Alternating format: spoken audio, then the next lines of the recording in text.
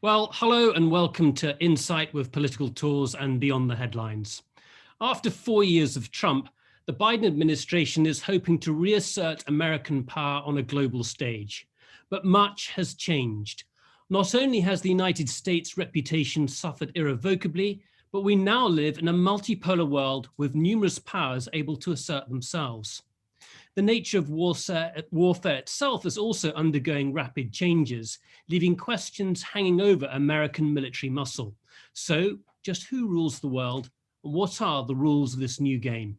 To discuss all of this, we're joined today by Sir Robert Fry, formerly Commandant General of the UK's Royal Marines.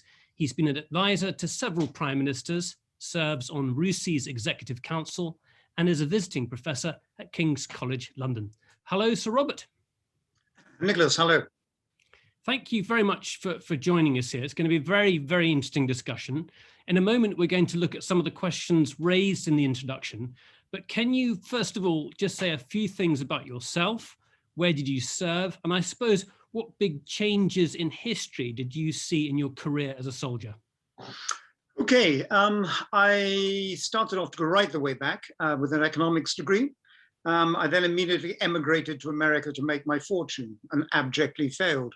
After which I thought I'd better look for something which was a radical alternative. So I joined the Marines. I spent a full military career, 30 odd years in the Marines, a little bit of time in Special Forces. At the end of that time, I left, went to become a vice president of Hewlett Packard, which was, again, a complete difference, but a very refreshing one. After a business career, I then got involved more in academia and writing, although I remain involved in a communications company, Albany Associates, right up until the present day. I mean, there's the obvious thing that we'll all point to, which is the end of the Cold War. But I think we've had an extraordinary, in a sense, it's a privilege, although I think that both historians and American statesmen will struggle to see it as a privilege, to live within a completely self-contained historical epoch. I mean, historical epochs normally measure themselves in decades or maybe centuries. For example, what started in 1914 in Europe didn't end until 1989. But what happened on 9/11 ended definitively in 2017. And by that I mean the entire strategic focus of America became counterterrorism, and then the campaigns in Afghanistan, in Iraq and elsewhere that became associated with that. Pretty soon, America became disenchanted with the idea of counterterrorism, but it was at the Quadrennial Security Review in 2017 when it redefined international actors as the main strategic focus. So that brief period, 2001 to 2017, we all lived through, perhaps without even noticing it, a self-contained period, strategic period within history. And I think that historians will see it in that way. We've now embarked upon a completely different epoch, which has all sorts of different challenges.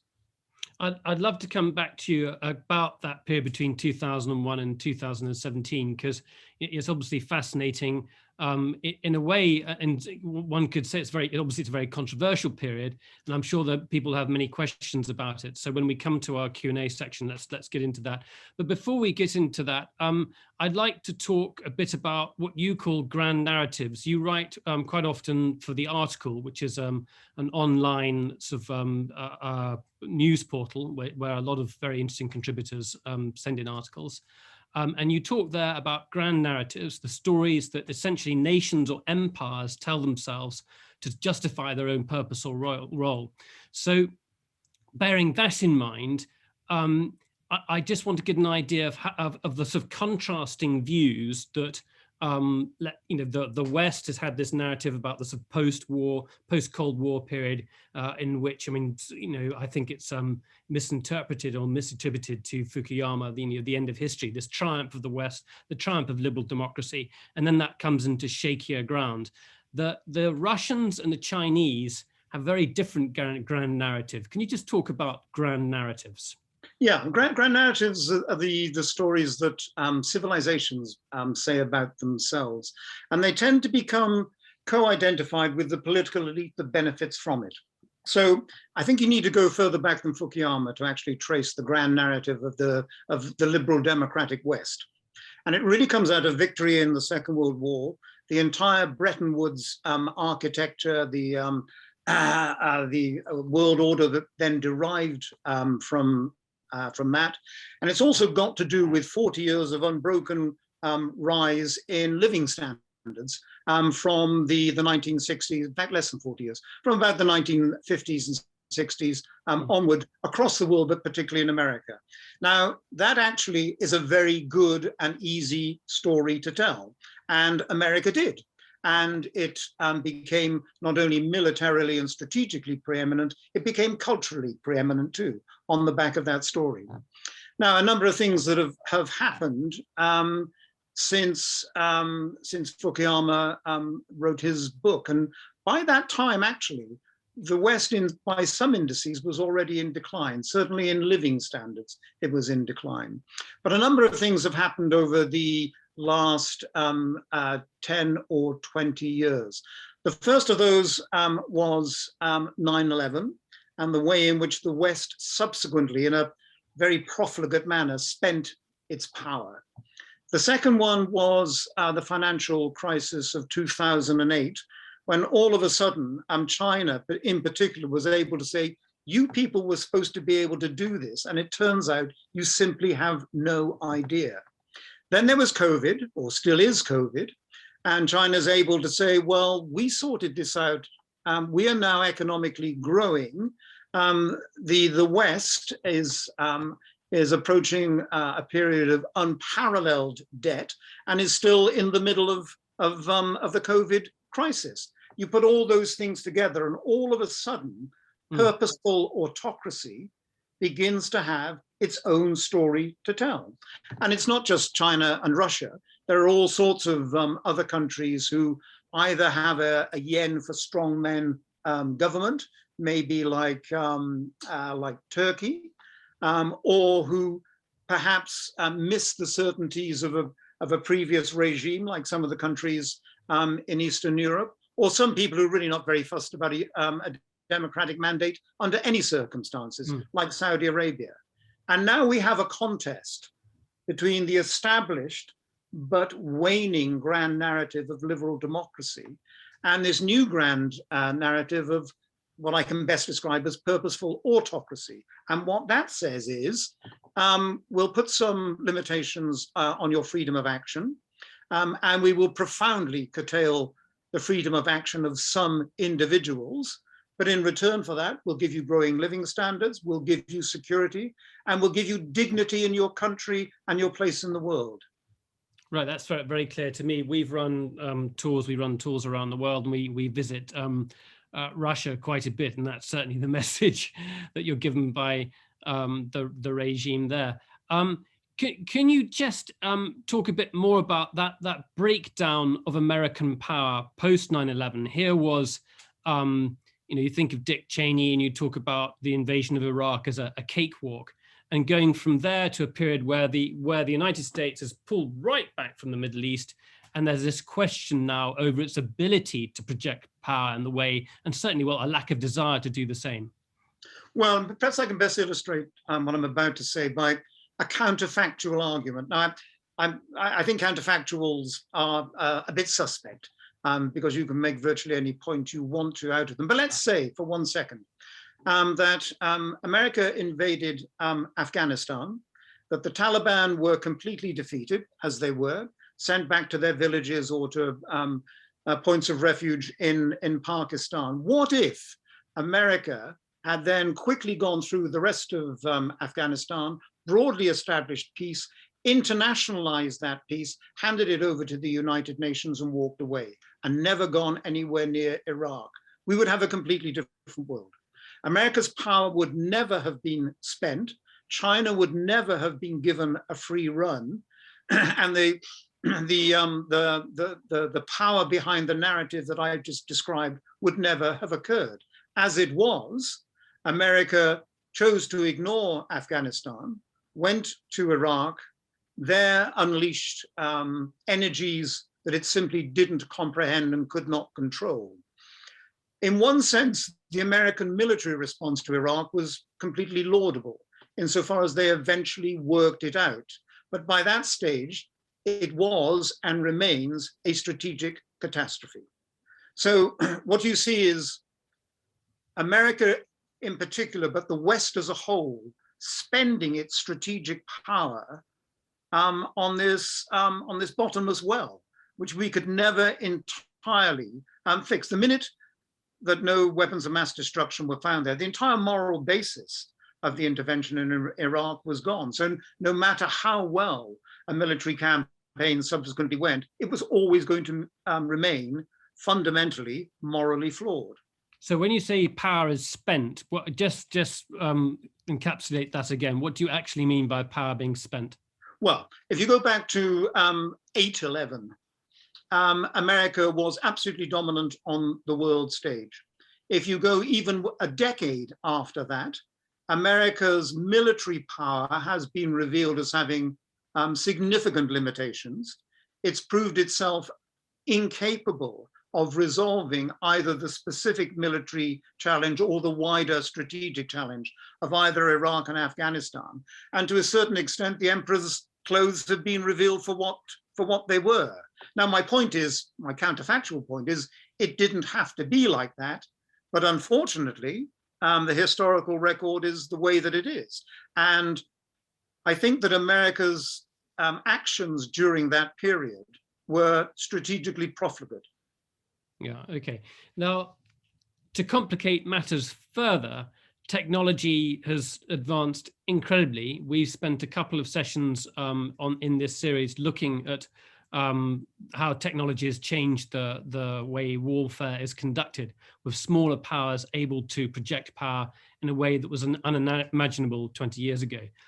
You wrote an article for a piece for the article quite recently, in which you said the war on land has reached its midway moment. What did you mean by that? It's a reference to the Battle of Midway, which was, actually it wasn't the first time that two navies engaged without seeing each other. That was the Battle of the Coral Sea, but nobody made a film about the Battle of the Coral Sea, so it's therefore Midway that catches people's attention. All of the damage was done by aircraft flying off aircraft carriers that were 100 miles apart.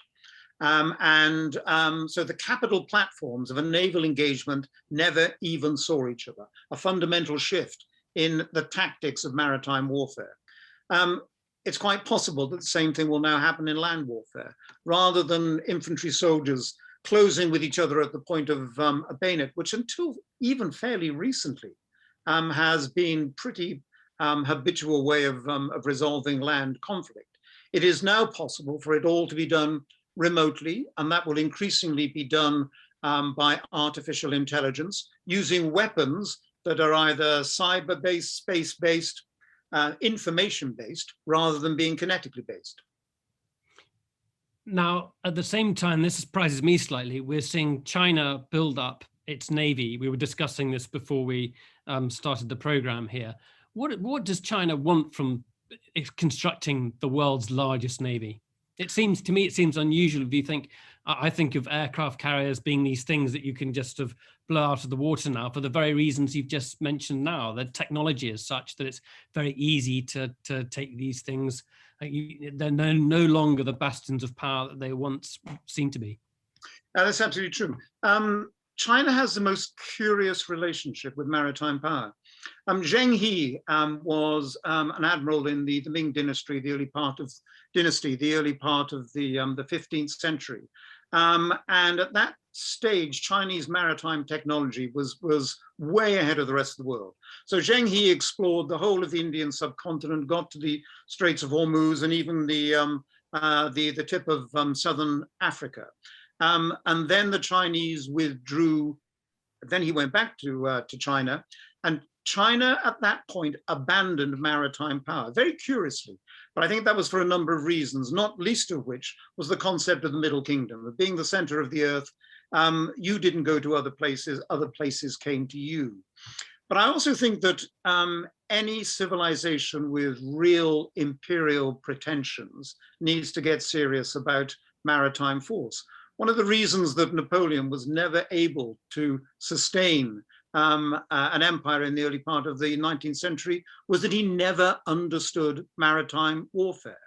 The Romans became an imperial power only after they'd defeated the Carthaginians in the Third Punic War. Some powers are organically maritime, like Athens, or like the Venetians, or substantially like the British, and others have to grow into it. So I think it becomes almost a token of imperial ambition. There's also the fact that the Chinese have profound vulnerabilities at the present time, as well as having considerable strengths. And one of the profound vulnerabilities is that for so long as they are in the mass industrial manufacturing stage of their economic growth, they're going to be dependent upon imports from the Middle East in energy terms, and from Africa and elsewhere in terms of other raw materials. That means that the ships carrying those things will have to transit through the Indian Ocean. So from the bottom of Sri Lanka to Diego Garcia, for example, is this very narrow channel, which is currently dominated by the Indians, the Americans, potentially the British in the future, the Australians and the Japanese. So in order to be able to contest that, as they think they might, they can only do that on the basis of significant maritime power. As to your question about aircraft carriers, look no further than the Prince of Wales and the Repulse that sailed from Singapore and was sunk by Japanese aeroplanes trying to prevent the Japanese invasion of Malaysia. And I think at one level, the two British carriers are the Repulse and the Prince of Wales of the 21st century.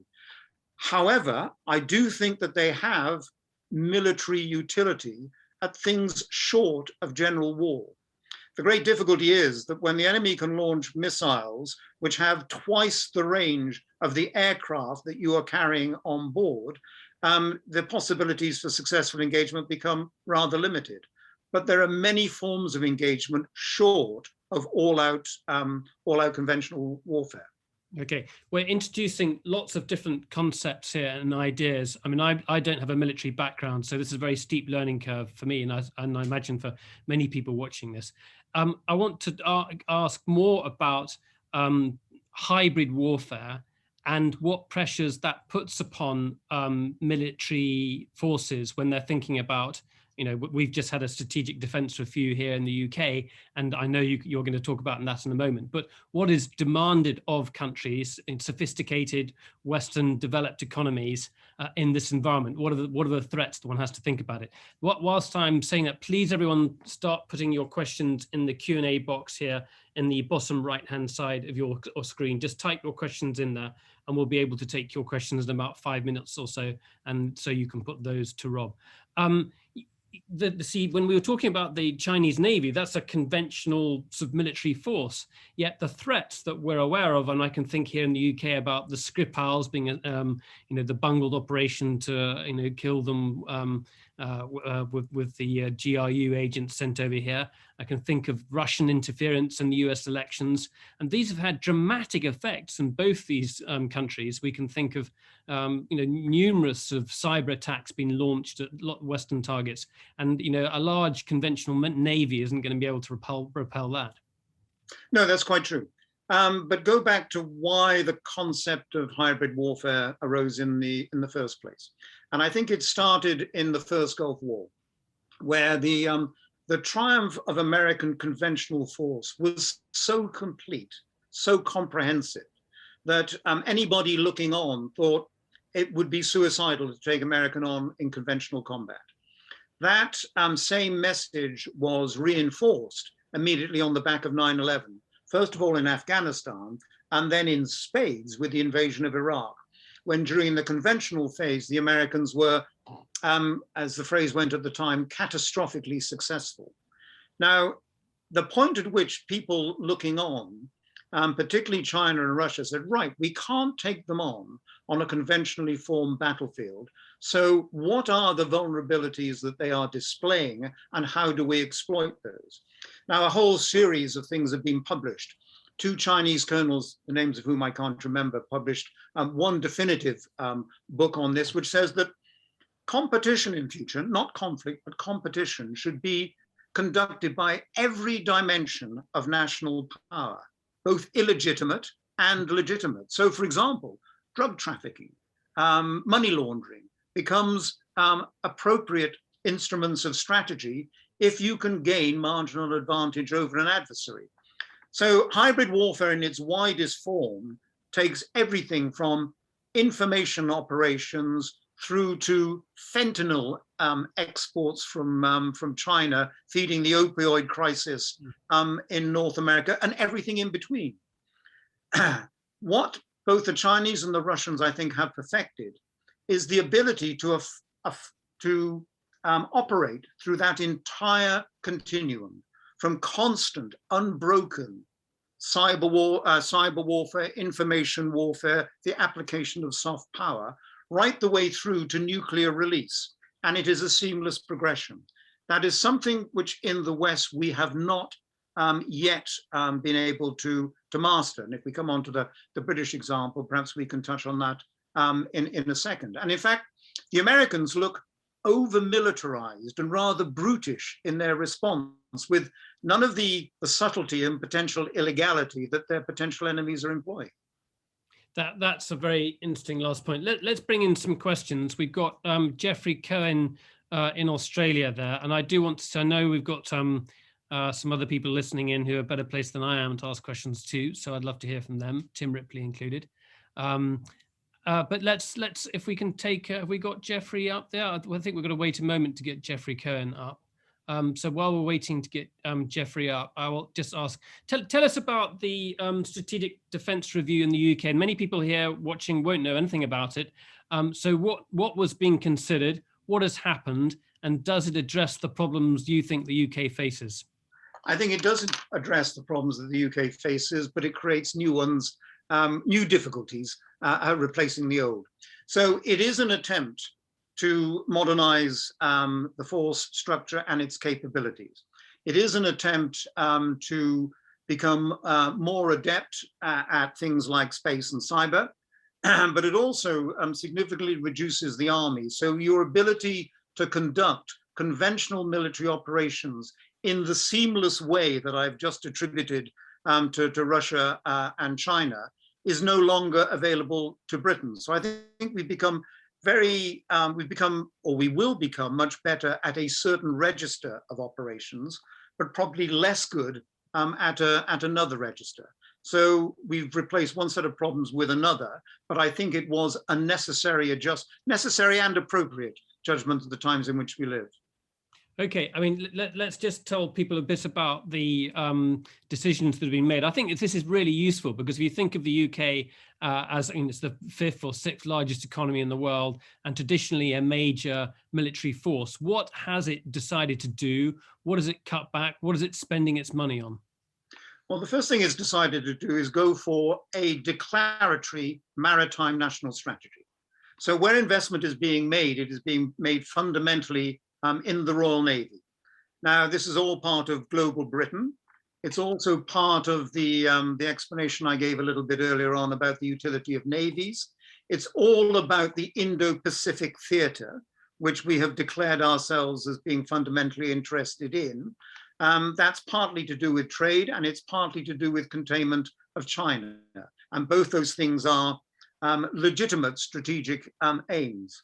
It reduces the army by another 10,000. And when the army is only 80,000 strong in the first place, that gives you a pretty small mass of maneuver, which means that in the future, the British Army will be capable of one-off operations and will be pretty good at those. But what it will not be able to do is run a sustained campaign as it did in the Balkans, as it did in Afghanistan, as it did in Iraq.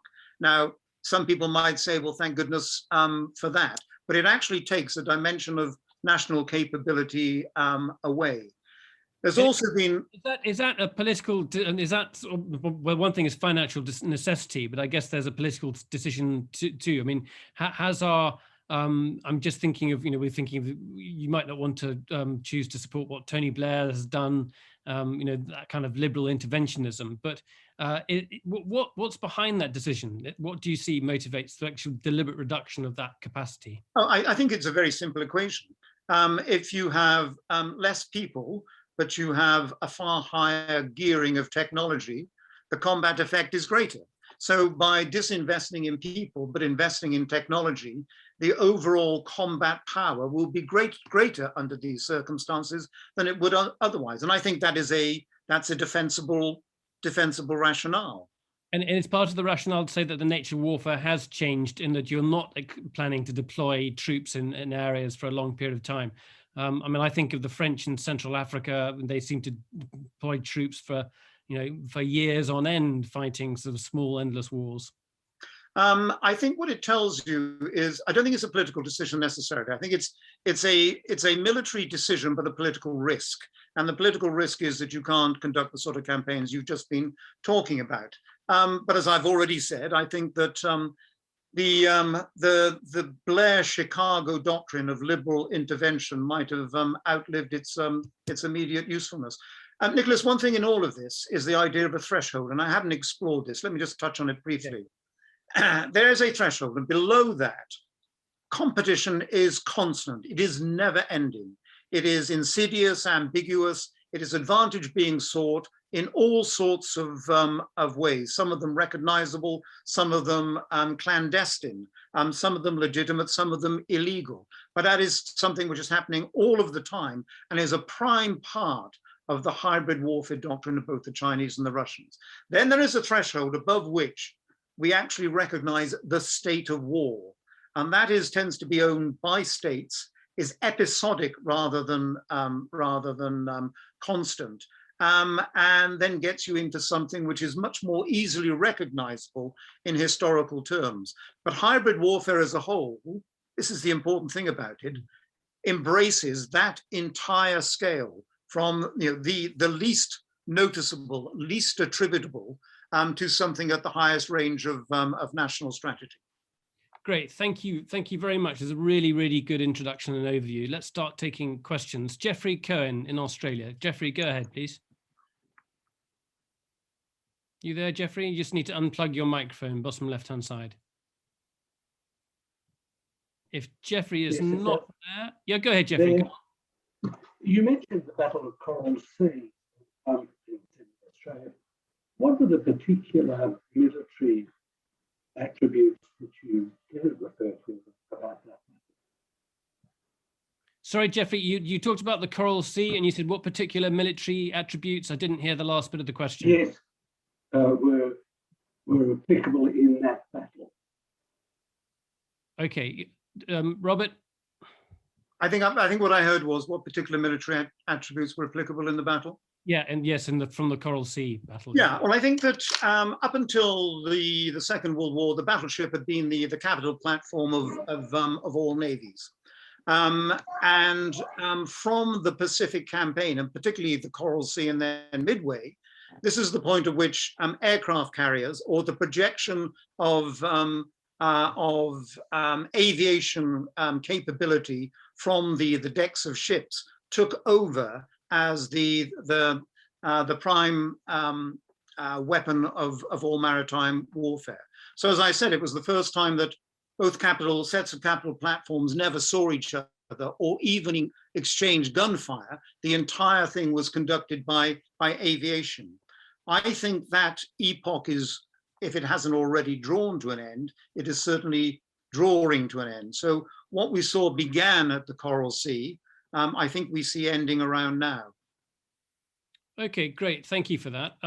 Sue Ji. Sue, go ahead, Sue, with your question. Go on.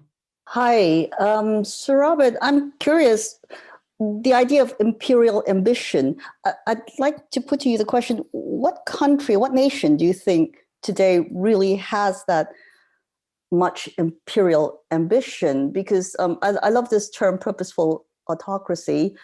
for that to survive, doesn't that depend on a certain pulling back and being quite nationalistic and even insular, a kind of modern day middle kingdom, if you like? And the problem of democracy, of course, we're looking at an ideology that's actually struggling to survive right now. So I'd be curious to see what you think. I don't know what countries have imperial ambition. I use the phrase to illustrate a point I was trying to make. One of the things that's most interesting about China is its absence, historically, of imperial ambition. I mean, China was always very concerned about keeping barbarians at bay and produced highly sophisticated diplomatic and cultural techniques to combat that. But the traditional Han Chinese view of themselves was the Middle Kingdom with the mandate of heaven without necessarily having to take that anywhere else in the world. That's not entirely consistent with the Belt and Road Initiative. It's not entirely consistent with the way in which the mineral wealth of Africa, for example, is being stripped clean at the present time. So as far as China is concerned, I'm in a little bit of a quandary because I recognize that imperial expansion is not a Chinese characteristic, but equally I can see things happening today of which producing the world's largest navy is one that has imperial connotations. So I'm struggling to understand precisely where this is going. Hey, Rob, can you think of a power that has expanded its military forces and then not used them? With difficulty. Why don't you leave that with me? And as the thing progresses, if I suddenly get a thunderbolt, I'll let you know. Yeah, and I guess if you've got the toys, you use them. There is a tendency, and the tendency is to only create the toys if you have the intention of using them.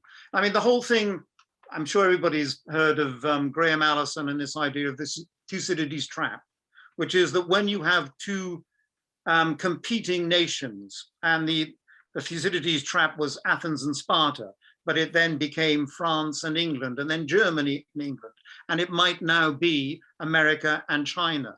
That because they are competing economies, competing cultures, and competing grand narratives, that eventually they have to compete in military terms. I don't entirely buy that, because I think the world today, with both nuclear weapons and China's possession of 30% of the American national debt, make other weapons far more useful.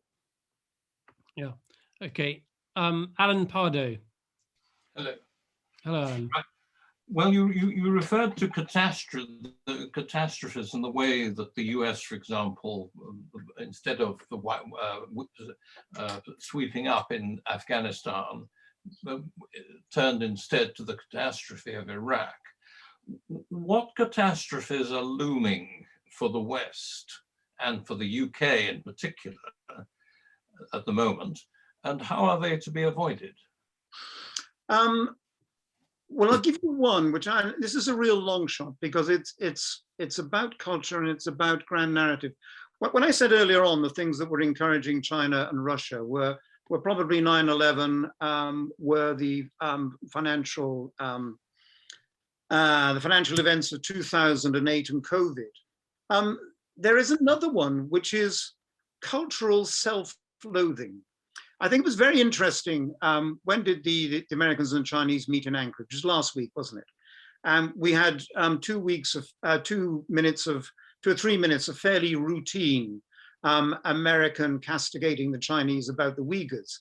And then we had 20 minutes of the Chinese castigating the Americans about Black Lives Matter.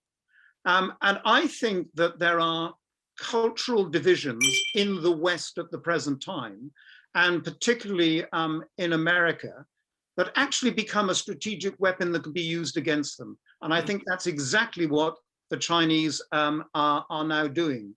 It also runs to the counter narrative, which says, well, what does liberal democracy give you? It's just bread and circuses and people screaming at each other all the time. And we have not yet seen this fully play out. And I think it might have strategic consequences when we do.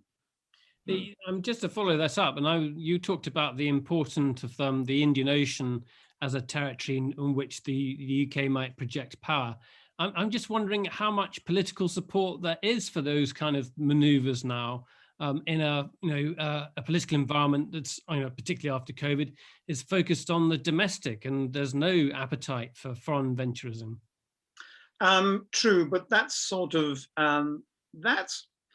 that doesn't have to end in body bags and wooden basset, because it can actually be conducted at a level of strategic leverage, which is all fundamentally about alliance and diplomacy. So if Britain were to join the Quad powers, or if Britain was to play a greater role in ASEAN, or if we were to be more frequently present in the Indo-Pacific theater, we might make a contribution to a more equitable strategic relationship between China and the rest of the world.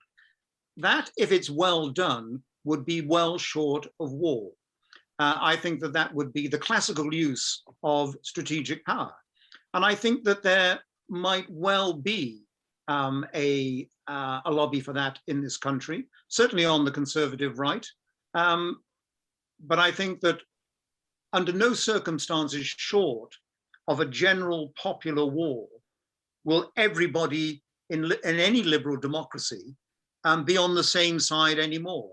Our societies have become too divided, and the instruments to conduct that divisiveness have become too effective in terms of social media and other things. Yeah. In terms of dealing with the threat from social media hacking, is Britain becoming more adept at dealing with those threats? I mean, obviously we've had places like GCHQ for a long time. On our tours, we've been to see sort of counter, PSYOPs operations run by NATO in the Baltic states. So we've seen some of that. What's your assessment of how the UK is doing? And then we'll come on to the US. And then we've got more questions to follow. Please, everyone, please do add more questions. We've got Diane Cook next up after this. Go ahead. Pretty good. I don't think it's. I live in Sherborne in Dorset, where Alan Turing went to school, and the whole way in which his ideas about computers, Bletchley Park. I mean, there is a great historical provenance in this country about the adaptation of technology to gain strategic advantage, right the way through the Enigma machine and so on. I think we're pretty good at it. I think we're pretty good at the defensive stuff, and I would hope that we were pretty good at the offensive stuff. And you do need both types. We should come on. You talked about American sort of military heavy-handedness. Can you see an indication of a big review? I mean, the United States forces are colossal, and they're still quite heavy, as you've put it. Is there an indication that change is going to take place? I think there is. Yes, I think there is. I mean, I think that some of the recent documents coming out of particularly the State Department makes the strategic focus on China very clear. If you are going to focus on China, just having traditional heavy metal military capability is not sufficient. It has to be through the full range, as I've already mentioned to you. The one thing I do think is interesting is that there was the recent attack that penetrated simultaneously all sorts of different government departments in America, including the Los Alamos nuclear laboratory. And it was thought at the time that it was attributable to Russia, but in the way of these things, it was never possible to give positive attribution.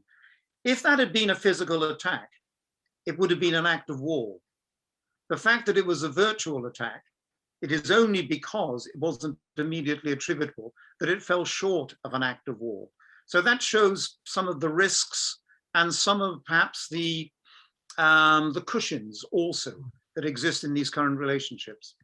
So if you were director of operations at the MOD, or if you were in the Pentagon, how would you respond to that? I would conduct an equivalent demonstrable attack, equally unattributable, but just to illustrate the fact that if you can do this, so can I. I think one of the things we need to build in the cyber world is a concept of deterrence that is the equivalent of nuclear deterrence. which is that if you release against me, I am perfectly willing to release back against you. And there's nothing wrong with the idea of deterrence. And I think it needs to be fundamentally rehabilitated in both nuclear terms and in terms of everything else that's going on at the present time. Mm-hmm. Okay, let's, Diane Cook, you've got a question to follow up on China. Go ahead, Diane.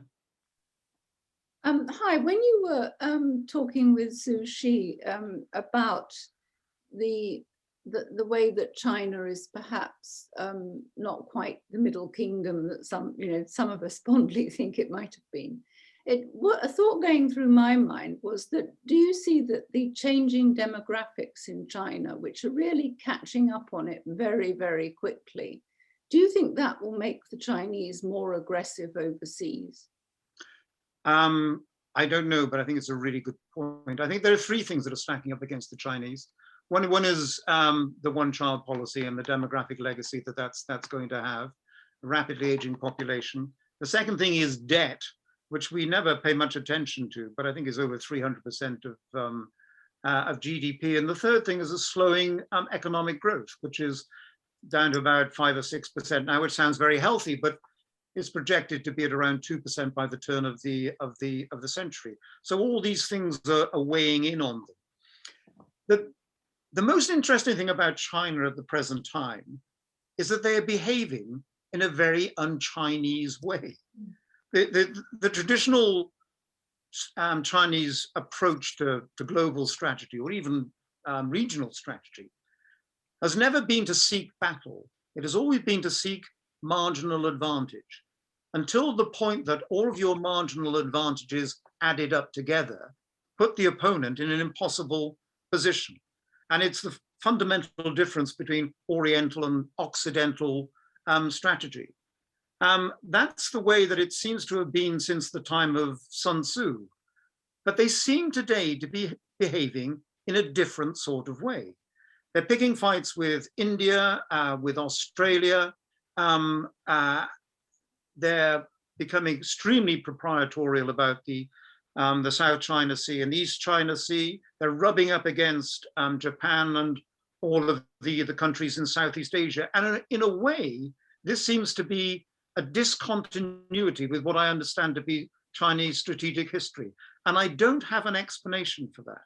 And what you've said might be the explanation, that they feel that there are certain pressures building up within their own society that will weaken them over time, and therefore they've got to make the best of what they can while they can. We had a very good session last month with a professor at SOAS who's talking about Xi Jinping and talking about his term coming to an end in 2030. And basically that's the pressure. So he was suggesting that this is personal. This is put down to the Premier. We are not qualified to assess it ourselves, I guess. So Hilary Matthews, Hilary, you've got a question. Go ahead, Hilary. Yeah, can you hear me? Yep. Yes, I was thinking about your hybrid warfare and wondering whether should we, and perhaps we do fight fire with fire. In other words, should the Western powers spread misinformation in Russia and China, interfere with elections, encourage drugs, all those things you were talking about? Should we be influencing their social media and hacking their? And perhaps we are doing it. I guess my question is. I'll just chip in here. I know that the Russians would say we were, and I mean, I know a bit about this going back to 2000.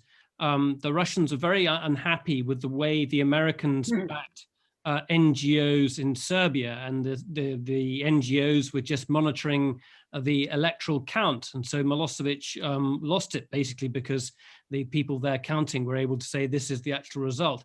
And so the Russians would say you've got all these liberal Western-backed NGOs and they are undermining Russian power. So they would say we've been doing it for a long time. Rob.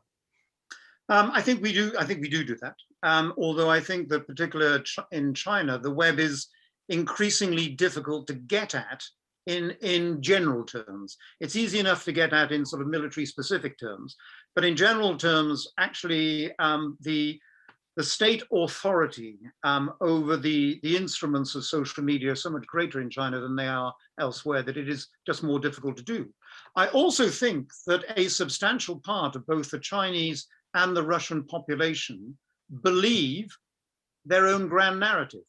I think in Russia, there's probably a stronger opposition. I think that Navalny really does mean something and represents a threat to the incumbent Putin regime. But I think in China, most Chinese, having been through the greatest economic growth spurt in history, are pretty pleased with where they find themselves. And so at a personal level, may not be that susceptible to divisive messaging. Very good question. Thank you, Hilary. Jim Lernstein in Washington. Go ahead, Jim. Am I on? Yep. Yeah. All of this, first of all, when I was a young naval officer, I served on an aircraft carrier called the USS Coral Sea. So we were constantly told about the Battle of the Coral Sea for a year and a half without end. The United States now has about 800 military bases abroad. Some are small, some aren't so small.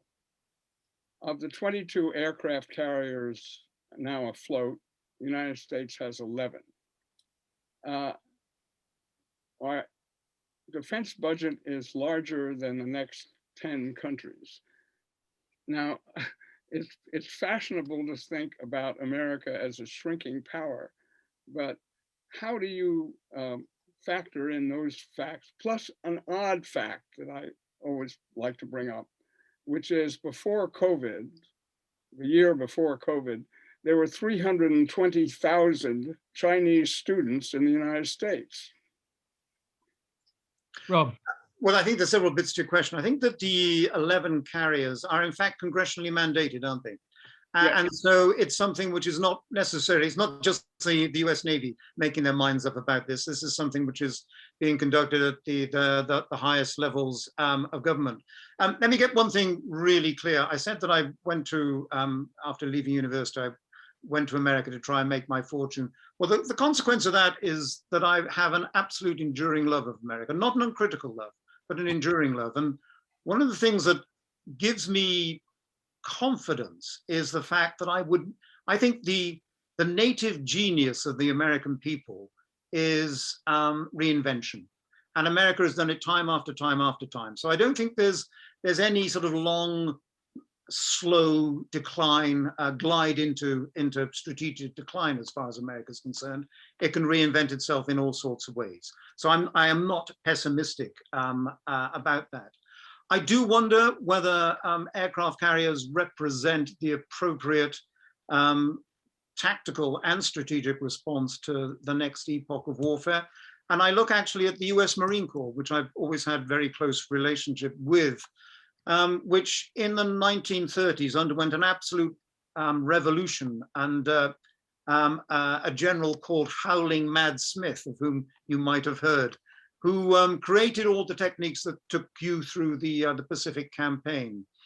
The United States Marine Corps today is going through an equivalent revolution.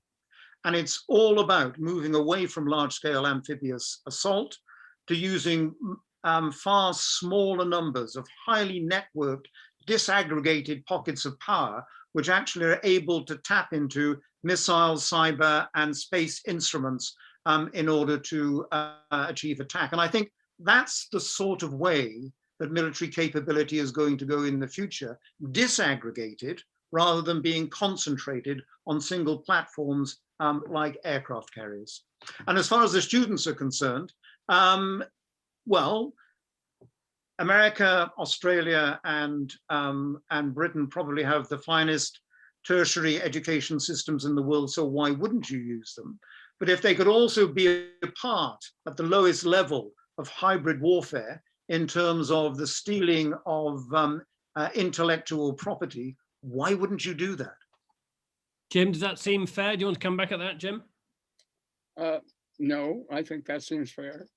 Okay, great. Which year were you on the USS Coral Sea? 1952 and 1953. Wonderful. Thank you very much. Okay, great. Paul Jackson first, and then Nigel Harley. Go ahead, Paul.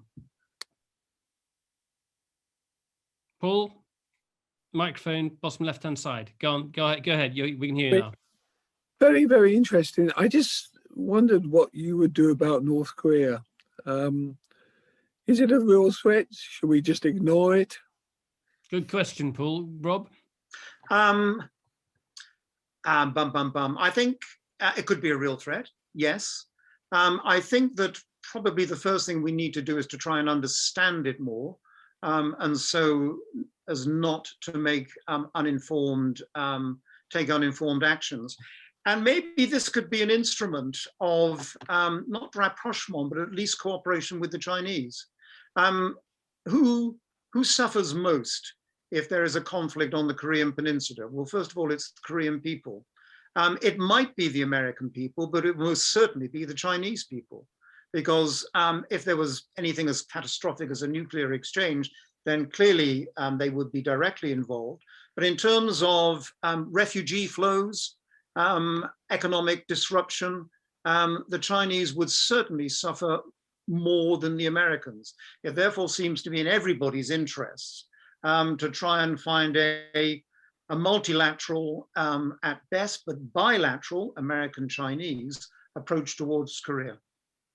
My view on Korea, and we've had quite a few talks on this, and we've been there numerous times, is that North Korea does not want to become China. It doesn't want to have the same kind of open economy and be open to that degree of sort of political influence. And so that this is a long-term game. You have to keep that leverage. You have to keep that threat there. You have to keep that level of engagement going. And that's the only way that the regime manages to keep itself in power. And that all goes horribly wrong, or just goes on and on and on. Nigel Harley, question.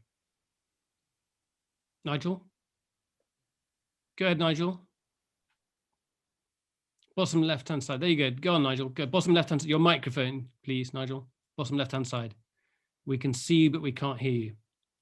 So it's your microphone on the bottom left-hand side of the screen. It's the bottom left, far left. I'm going to ask the question for you because I can see a question written down. How effective can the emerging defense group of countries, i.e.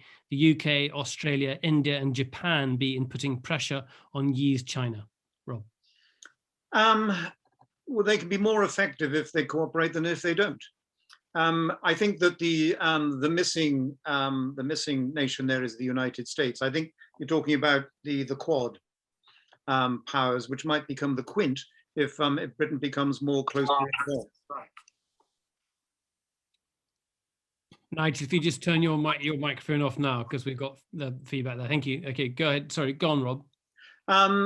And I don't know whether this will. I don't know whether this will limit Chinese ambition in the Indian Ocean, but it seems to me to be the proper use of strategic power, which, if combined with diplomatic power and other instruments of national power, should or could have the ability to modify Chinese ambition, and I think that would be a good thing in the long run. I think that whenever a hegemonic power has appeared, it is only by alliances and cooperation of other powers that it has been deterred. I mean, this is classical balance of power theory that dominated the European theatre for the years between 1648 and 1918. Okay, we've got a comment more than a question, but go ahead, Andy Mendes. I think it's an interesting topic of debate anyway. And Andy Mendes, go ahead, Andy. It's very decent of you to recognise it even as a topic for debate, Nicholas. We have lots of these fascinating conversations. This one is a classic example where we sit in an old model which says that the whole world really is fighting itself and ignoring the fact that the whole world, the climate and all the rest of it will get us fairly soon. How soon probably depends on how much effort we cooperate on to try and mitigate climate change and environmental destruction. But all through this, we've talked about who's going to win out, who's going to have the biggest battleships, who's going to sink whose armies or aircraft carriers. For goodness sake, isn't it time for those of us at least younger than me to start saying, let's move away from this paradigm and actually get on with trying to solve the world. That's enough. Almost any of your talks. Rob, we'll take it as a question. Rob. Go ahead, Rob. I think that's an entirely fair point. And in fact, one of the great hopes for the future is that there are so many things where we have mutual interests, and climate change is the classical one. We can't possibly, the globe, the world, cannot possibly contemplate addressing climate change without the cooperation of China, who is by far the greatest emitter. So if we can find reasons to cooperate in that way, wouldn't that be great? However, when I look at the relationship between Brussels and London over something as parochial as vaccines over the last 2 weeks, it seems that there's a potential for conflict which still exists. But the key point here, which is that I think I'm of an age, a disposition, and a professional background which rather captures me. And what you've heard tonight is that experience. And perhaps I need to try and emancipate myself of that and have a wider outlook. But I do take the point. But I mean, I might say, Andy, that Armageddon has already existed. The threat of bubonic plague, the end of the world itself. But that doesn't stop you from having a navy, because you've got to look after your own national interests, and that doesn't go away. So your own national interests might be stopping global warming, but at the same time you've got to keep an eye out for Russian cyber attacks. Andy? Well, insofar as there'll only be about three small islands left, we will need a big navy, because we'll all be sitting on boats, Nicholas, because most of the countries will be underwater. But it's pointless, and this is my whole frustration. There's probably nothing we can do about it. But we're not even trying, and the vaccine wars, and it's vaccine nationalism if it's not Britain. It's looking after yourself if you're Britain. But we talk of this in terms of the whole conversation is pitched in national preferences and national preferences, and it just misses the point. And it's too late for us to say, oh, we're of a generation, with all due respect, Sir Robert, we're of a generation where we're embedded. If we don't change things, it's probably too late anyway, but it's certainly going to be too late if we and our political colleagues don't fix things. I think it both misses the point and gets the point. It misses the point insofar as that there are supervening imperatives, of which climate change is the obvious one, that ought to be taken far greater into account. But it gets the point insofar as the preparations for conflict, the doctrines and the intellectual thought that goes into shaping mechanisms of conflict are unremitting.